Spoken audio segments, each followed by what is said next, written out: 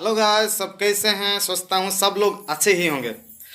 आज का वीडियो है झूला ब्रिज के बारे में। मैं झूला ब्रिज पर घूमने गया था और देखा शानदार सा सीन, इसलिए मैंने सोचा कि मेरे फ्रेंड्स लोग भी एक बार जरूर देखना चाहिए। हम कितने लोग तो देखे हैं और कितने लोग अब तक नहीं देखे हैं। तो ये वीडियो है जो अब तक नहीं देखे हैं, तो ये वीडियो के रूप में जरूर देखना चाहिए, क्योंकि वो एक हिस्ट्रिकल प्लेस है। इसलिए मैंने सोचा मेरे फ्रेंड्स के लिए जरूरी है। मैंने वीडियो के रूप में वो झूला ब्रिज का सब कुछ, झूला ब्रिज में ऊपर नीचे साइड में सब कुछ का सीन है ना, उसको मैं तो मैंने आप लोग के लिए मेहनत करके ये वीडियो लेकर आया हूँ।